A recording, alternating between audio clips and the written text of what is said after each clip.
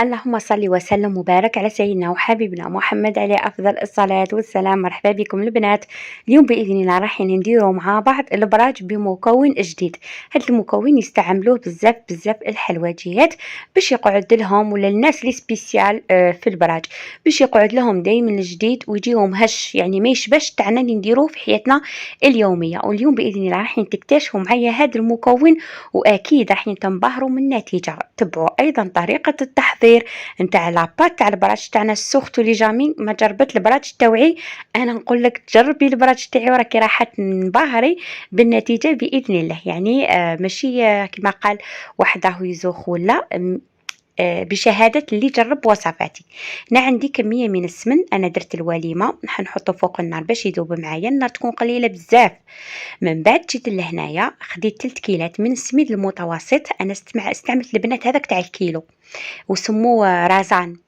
هذاك اللي نستعملو في البراج يعجبني بزاف. كما تقدروا تستعملوا مولا، كما تقدروا تستعملوا البراكه تانيك. المهم انا هذا رازان البنات يجي فيه كيلو، الباطه تاعو فيها كيلو.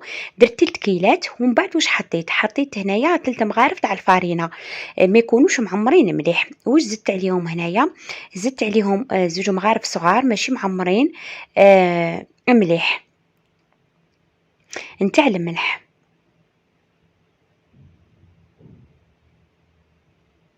نجيبو هنا السمن نتاعي نحطوه هنايا في بول. شوفوا البنات يعني السمن ما تذوبوهش كامل، خليو فيه هكذا بعض القطع هكذا كما راكم تشوفوا يعطوكم هشاشة اكثر في العجينه نتاعكم. نكمل نعمر الكيله تاعي اللي ناقصه صباع بالزيت كما راكم تشوفوا لهنايا. بالك البنات السمن تاعكم ما تحطوهش ساخن على السميد تاعكم باش ما يطيبلكمش السميد ويمنع الامتصاص السوائل. هنا نحطها فوق يعني السميد تاعي، هذه الكيله تاع السمن والزيت، ونحرك بهذا الشكل. لازم تخدموه مليح بين يديكم. كي تخدموه مليح ما بين يديكم حوالي 5 دقائق حين تستغناو على ذيك المرحله انكم تخلوها يعني ترتاح. وانا نشوفها بلي ماشي ضروريه يعني كامل، وعن تجربه يعني نعطيت لكم كما يقولوا المعلومات ماشي خاطئه يعني عن تجربه. نبقى نخدم فيه ما بين يديا ونحك مليح يعني المده ما تفوتش 5 دقائق كما راكم تشوفوا. دوكا انا نبقى البنات نحك فيه ومن بعد نوريكم كيفاش ولا معايا. شوفوا هنايا في المرحله هذه كنت نحك فيه يعني وندير له بهذا الشكل. راح تشوفوا معاكم البنات ولا القوام تاعو مختلف على الاول. حين تلاحظوا انه ولا خفيف في يديكم ولا ثقيل، يعني ما فهمتش كيفاش نوصفكم تقولوا يولي كي لاموس هكذاك. شوفوا كيفاش يولي معنا يتشكل كره. من بعد نجيبوه هنايا البنات ونحط عليه ملعقه كبيره من العسيله ولا من العسل الحر. انايا ما كانش عندي العسيله، حطيت عليه ملعقه كبيره من العسل الحر. حيعطينا لون هايل في البراش تاعنا ويجونا حمر على حبه. يعني نفضل نحط العسل ولا العسيله احسن من السكر. وهذا هو المكون البنات يعني اللي يستعملوه الحلوجيات اللي يخدموا لي كوموند. حطيت هنايا نصف ملعقه صغيره، يعني هذه الملعقه حركوا بها قهوه حليب، نصف ملعقة صغيرة من البيكربونات. هذا المكون البنات يعني صراحة راح يخلي يعني البراج تاعكم المدة طويلة هشين. حطيت ملعقة كبيرة نتاع حليب لحظة. من بعد حنجيب هنايا كيلة نتاع الماء، اللي حبيت دير له قوت على المزهر دير. اليوم انا حبيت نديرهم يعني بالمذاق الطبيعي. هنا للامانه البنات المكون يعني هذا كنت نقصر بنت العم نتاعي، بنت عمي ساكنه في اسبانيا، يعني ولا سبيسياليتي تاعها البراج يعني تخدم لي كوموند نتاع البراج. يعني قالت لي ضيفي البيكربونات ما تضيفيش خميرة الحلويات راح يقعدوا المدة طويلة هشين وطريين يعني ويقعدوا هما يلكن يقعدوا 15 يوم. وصراحة يعني جربتهم يعني النتيجة كانت ما شاء الله يعني كيما وصفت لي كيف نجي هنايا يعني السميد تاعي نبقى نشرف فيه غير بشويه، يعني تدريجيا ماشي غير بشويه وانما تدريجيا.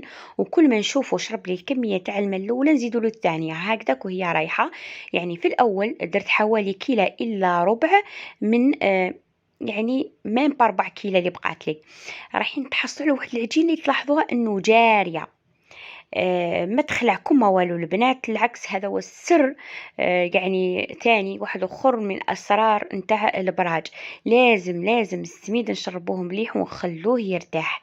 لما يرتاح يعني ويقعد واحد 10 دقائق راهو رايح يشرب، راح يعني الحبات ما يقعدوش حرش، راح يشرب حتى للقلب كما يقولوا. وهذا كما قلت لكم هذا السر من اسرار الابراج والمقروط، لازم يكون جاري. وراني في 3 سنين البنات يعني منين عطيت لكم هذا الاستوس يعني في المقروط. شوفوا معايا هنا العجينه كيفاش راهي جاريه. واش ندير لها؟ نغطيها بالبلاستيك الغذائي البنات، وفي هذا الوقت انا نروح نزيد يعني التمر تاعي راني حنزيد له. شوفي كي تشوفيها هكذا البنات تبان لكم جاريه، شوفوا كيفاش راهي جاريه، يعني ما تقدريش تخدمي بها. جوست على بالكم نغطوها واحد 10 دقائق، كي نولوا ليها رانا حين نلقاوها نوعا ما شربت. يعني في هذاك البول البنات ميم با 4 كيلو، يعني ما قعدتليش ميم با 4 كيلو.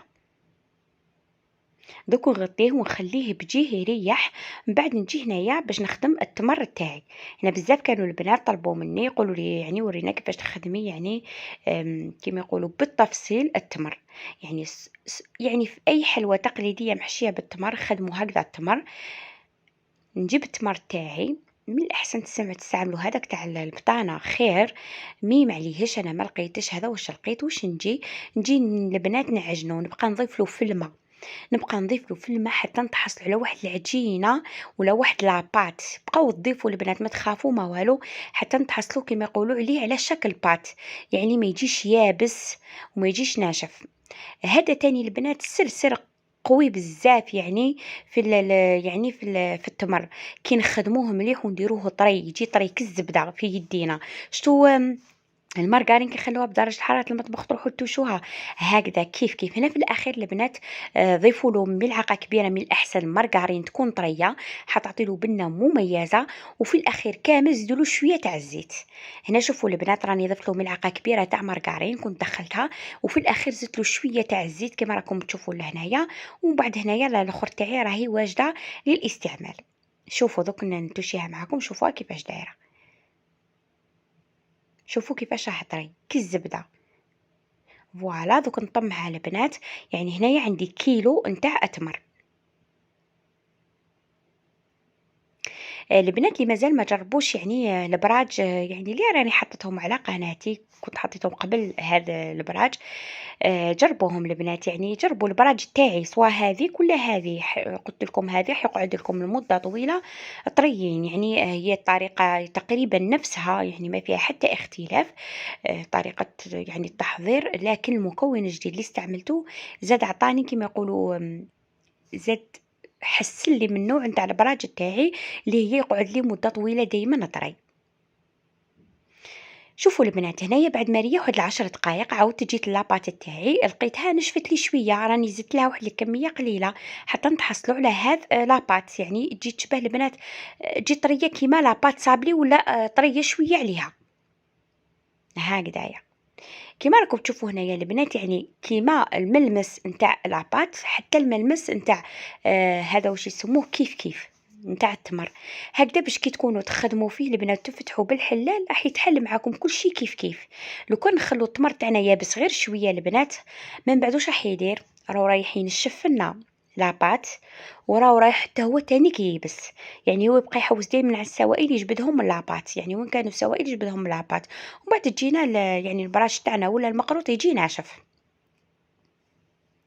هنايا ندير البابي يعني بلاستيك غذائي، ومن بعد نحط الخبزة الأولى. يعني من الأحسن يكون الوزن نتاعهم كيف. اللي عندها ميزان توزن، يعني قد ما جاتكم الوزن تاع الكرة الواحدة للعجين هو اللي حنديروه وزن نتاع التمر، ولا ديروا أقل منه بشوية. زعما نقولوا بالوزن تاع الكرة الواحدة 900 غرام، ديروا التمر 800 غرام باش يجي يعني لاباط غالبة شوية على التمر. واللي تحب نص يعني كيف ماشي مشكل، يعني يجي كيما لاباط كيما الاخر ماشي مشكل. ديري يعني نفس الكميه. الا لقيتي العبول تاعك فيها 900 غرام ديري 900 غرام في التمر تاعك. من بعد نجيبوا الخبزه توزيم. ولا شفتوا البنات انا ما رانيش حلتهم كبار الخبزات يعني باش تجيني العمليه سهله. شوفوا البنات، يعني كي نكونوا خدمنا التمر تاعنا مليح ما نحتاجوش كامل نفتحوا العجينه تاعنا هكذا خبزه كبيره ومن بعد نزيدوا التمر، ولا لا غير خبزات هكذا صغار ومن بعد بقى يتمشي وراح يمشي معاك بكل اريحيه. يعني شوفوا كي تكون لاباط شابه.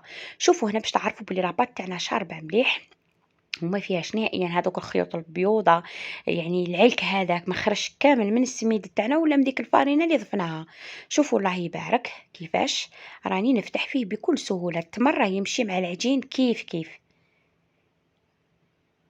يعني ساعات نتخلع نكون حطيت كامل لي زاستوس في وصفة، من بعد نلقى وحدة تكتب لي في التعاليق تقول لي واش نقول لكم يحسن عون الناس، يعني كل وحده وظروفها، كاين اللي ما عندهاش الوقت، كاين اللي تتقلق باش تشوف فيديو فيه 12 دقيقة ولا 10 دقايق، اللي يضيق الوقت ماشي كاع مشكل.